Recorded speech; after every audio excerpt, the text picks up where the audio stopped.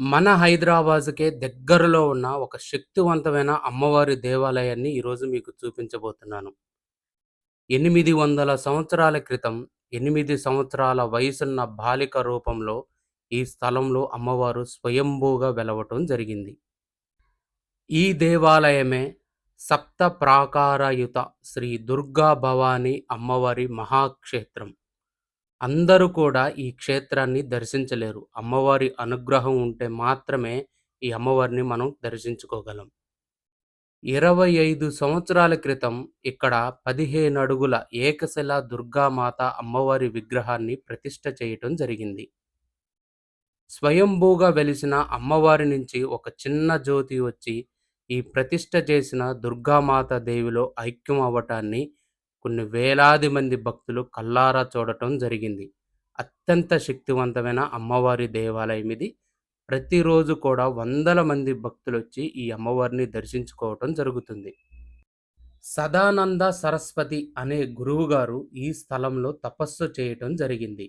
ఆయన ధ్యాన స్థితిలో ఉన్నప్పుడు అమ్మవారు ఆయనకి కనిపించి, ఇక్కడ సప్త ప్రాకారయుత అమ్మవారి దేవాలయం రానున్న కాలంలో రూపుదిద్దుకుంటుందని ఆయనకి తెలియజేయటం జరిగింది.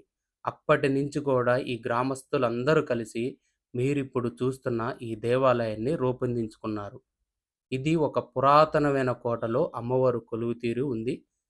మీరిప్పుడు చూస్తున్న ఈ చిన్న గుడిలోనే 800 సంవత్సరాల క్రితం 8 సంవత్సరాల బాలిక రూపంలో అమ్మవారు ఆవిర్భవించటం జరిగింది. మీరిప్పుడు చూస్తుంది ఆ స్వయంభూ మూర్తినే.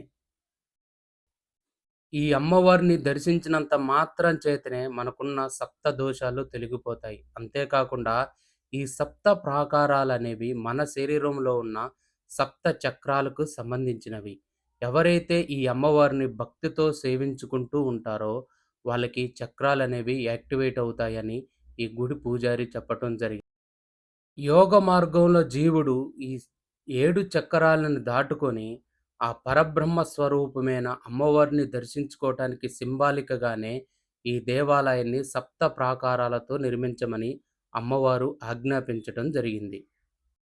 ఈ అమ్మవారిని దర్శించి మనకున్న ధర్మబద్ధమైన కోరికలను అమ్మవారికి విన్నవించుకుంటే తప్పనిసరిగా ఆ కోరికలు నెరవేరు తీరుతాయంట.